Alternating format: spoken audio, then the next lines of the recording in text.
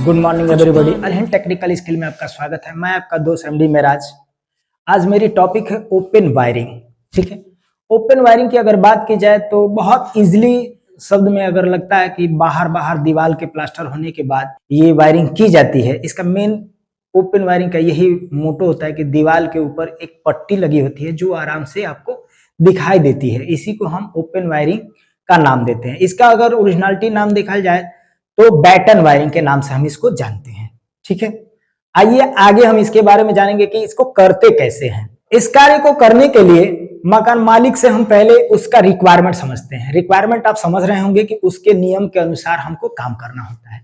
धागा और नील के सहारे हम एक लाइनिंग बनाते हैं और लाइनिंग आप देखे होंगे कि वायरिंग में पूरी पट्टी से एक लाइनिंग दिखाई देती है जहां पे हमको पूरी एक सीधी आकार बनाना होता है। एक बार इजीली समझ लीजिए, सीधा आकार बनाना होता है।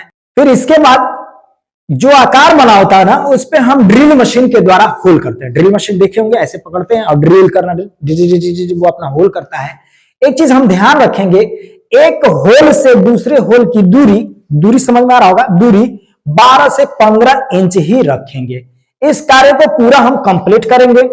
कंप्लीट करने के बाद मैं आपको बता दूं, इसमें आपको ग्रिप यूज करते हैं। ग्रिप मींस गुल्ली, आप देखे होंगे कि पीवीसी का होता है जो दीवालों में होल करने के बाद, ड्रिल करने के बाद इसको बैठा दिया जाता है, मतलब उसको फिक्स कर देते हैं। ठीक है, ताकि वो आराम से वो अपनी जगह फिक्स हो जाए। और केसिंग पट्टी का गहरा वाला हिस्सा जो होता है, जिसको हम क्लोजिंग पट्टी, ये पट्टी एक दिखने में ऐसे दोनों चपकी होती है, जब एक को फाड़ेंगे ऐसे निकालेंगे तो क्रैक करने के बाद ये आपको एक ओपन पट्टी नजर आएगी, एक क्लोज पट्टी नजर आएगी।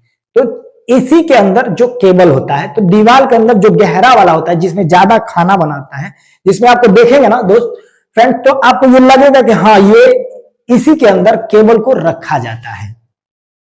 ठीक है, उसके बाद दीवार के अंदर हम ग्रिप के पास मार्किंग करते हैं। जैसे कि ये मान लीजिए मेरा ये यहाँ ड्रिल है, तो ड्रिल के पास ग्रिप लगाने के बाद हम ऐसे मार्किंग कर लेते हैं। मार्किंग करने के बाद हमको आसानी से जब पट्टी रखेंगे तो ये हमको क्लीन नजर आएगा और हम आसानी से उसको ड्रिल से है स्क्रू ड्राइवर से पूरा फिट कर देते हैं।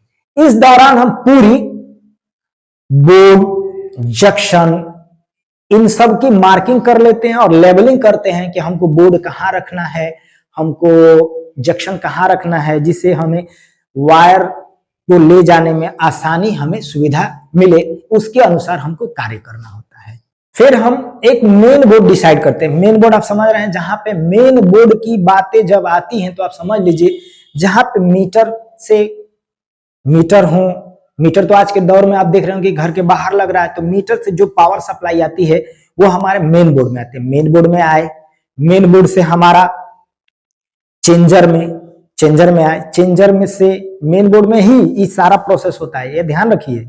मीटर से चेंजर में, चेंजर से आपके मेन बोर्ड में। मेन बोर्ड का मतलब जिसमें आपको एमसीबी, ईएलसीबी, आरसीसीबी या एमसीबी जितने भी हैं सेफ्टी प्रोवाइड, जैसे आरसीसीबी है, मैं आपको बता दूं, ये ह्यूमन बॉडी को प्रोटेक्ट करता है, जो यानी कि सुरक्षा, अगर किसी मनुष्य को करंट लगने में बचाने की अगर बात की जाए तो किसी और की नहीं, आरसीसीबी का ही योगदान होता है।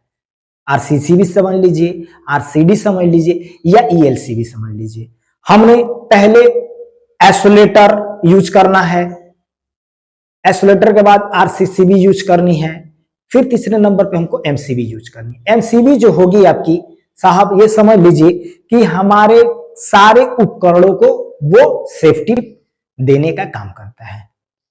अगर हमारी वीडियो आपको समझ में नहीं आ रही है तो आप हमें कमेंट में सजेस्ट करें कि ये थोड़ा सा आप गड़बड़ किए हैं या क्या किए हैं। इस चीज को हम सुधारने और समझाने की कोशिश करेंगे। आप हमारे साथ जुड़े रहने के लिए सेम ओपन वायरिंग की टॉपिक पे प्रैक्टिकल वीडियो देखने के लिए हमारे चैनल को लाइक करें, सब्सक्राइब करें और बेल आइकन को दबाना ना भूलें। तब तक के लिए धन्यवाद।